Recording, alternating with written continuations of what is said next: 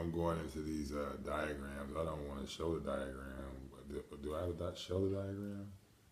No, because she knows what they look like. Okay. The info, and the narrow path being wisdom, Torah, and balance, and using the biblical passages in order to support that. And I mean, actually, I should go in the Bible and see what that says, what Ecclesiastes 7:16 actually really says. Yeah, let me get that. Is it on the bookshelf? Yeah, it should be on the bookshelf. But as far, and I'm saying it as far as what the broad path in relationship to the narrow path is concerned.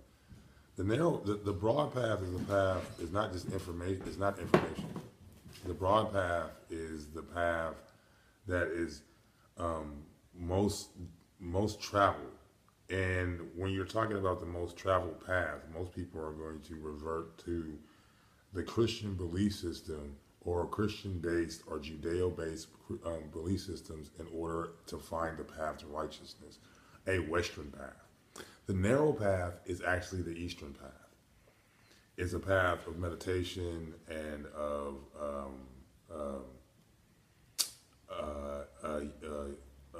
pranayama and mantra and tantra and study and self-reflection. That's the narrow path. You said it was Ecclesiastes 7 what now? 7:16. It says, do not be overly righteous, do not be overly wise. Why should you destroy yourself? Oh, and that part. Oh, wow. And that's that little. Those are the little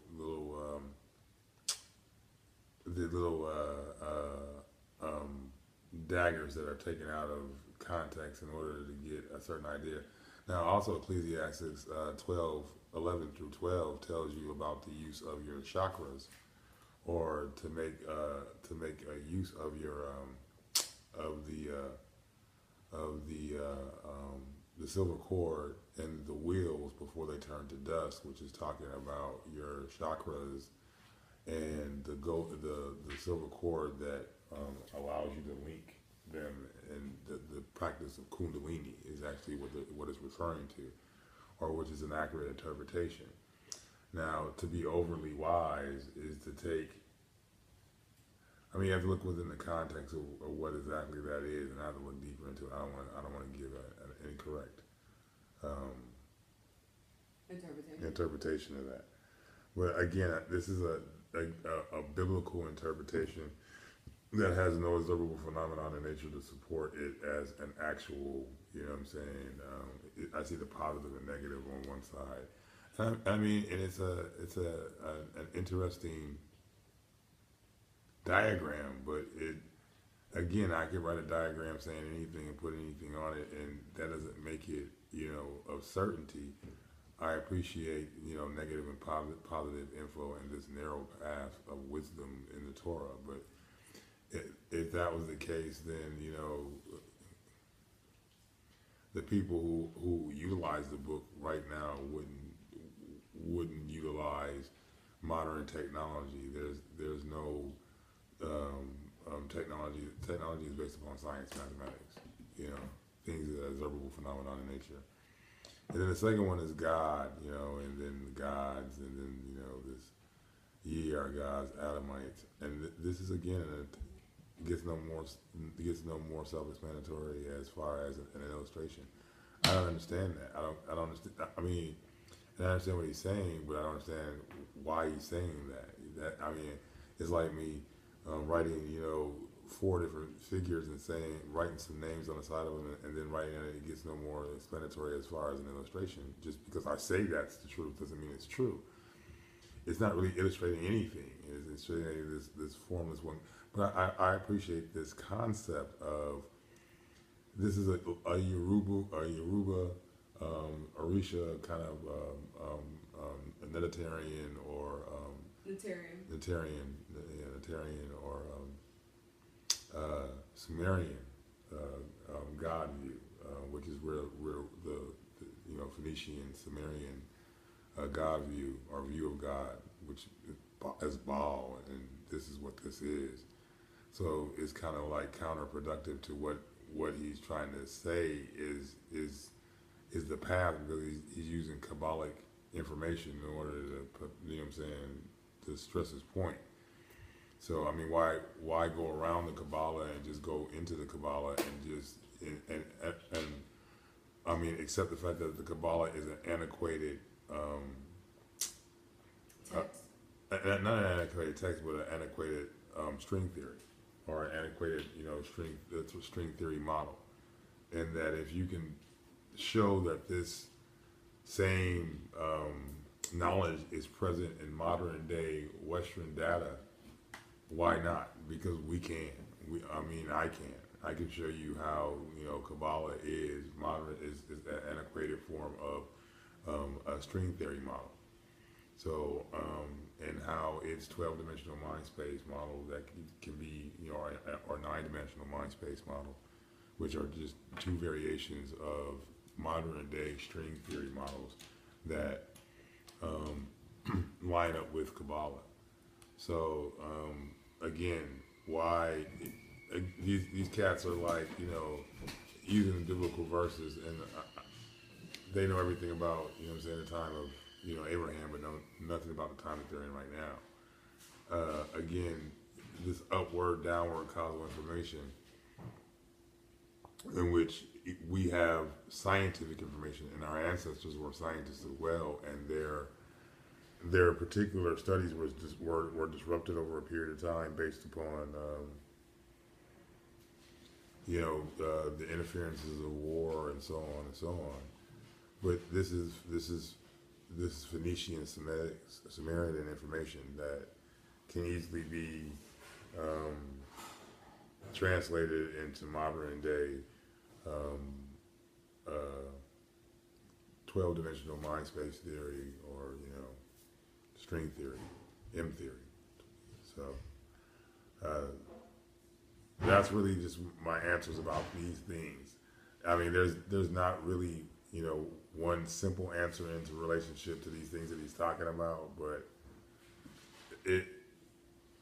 it's just surface stuff. This is the stuff that's on the surface, or the there's more esoteric information than this information that lies on the surface.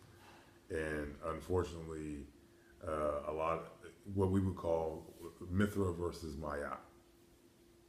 You know, this is the myth, which is the downward causal, but there's this upward causal science that's within this, where you have to understand natural phenomenon in nature and basic scientific theories in order to understand the intellectual subtleties that lie in this information. So he's only giving you the intellectual subtlety, the information, the metaphorical information, without having access to the intellectual subtleties that lie within the information. Jungian psychology. So, or, you know, which Jung took that from Hermetics, or, you know, from Egyptian science of the sound, which is also, again, like I was talking about beforehand, ancient African neuropsychiatry, or as Dr. Richard E. King refers to it, as biological psychiatry, or African origins of biological psychiatry. And that's what this is all about, the African origins of biological psychology, or neuropsychiatry. And the information that stems from our unconscious mind, and how we, and the means that we use to interpret that information. And they've been, you know, white people have been investigating this information for, you know, for generations. This is the history of psychiatry, and it tells you about its origins and so forth, and how we interpret information from the environment, and how that information is transmitted or turned into visions, or how we conceptualize it into visions, and how those visions are, we conceptualize it into images. There you go, images. And those images have certain intellectual subtleties associated with them that can be interpreted by way of upward causal or scientific information through an advanced understanding, or an advanced understanding of scientific theory. Western scientific theory is what you have to utilize now. But what we really need to develop is our own scientific theory, our own modern scientific theory, utilizing the basics or the bases that our ancestors left us in their antiquated version of this, in which the very Westerners got the basis for their modern scientific theory from our ancestors, the methods in which they developed their modern scientific theory. So we can extract the same data from their Western scientific theory and apply it to developing our own scientific theory where we can better interpret this information. So some of this information will be better interpreted from our own autonomous scientific theoretical model. But right now we only have their theoretical model in order to interpret the information, and so therefore I interpret the information via that theoretical model. And the interpretations can be given from, depending upon what antiquated mythic information needs to be interpreted. And again, this brother is not using that method. He's using a method of seeing things only on the surface. He's not investigating for the intellectual subtleties. And you have to get into the writer of Mejunetter, Ron Efraim, and Dr. Ashby. What's Ashby's name? Muwada Ashby. Yeah, Dr. Muwada Ashby. And those are some good people to read.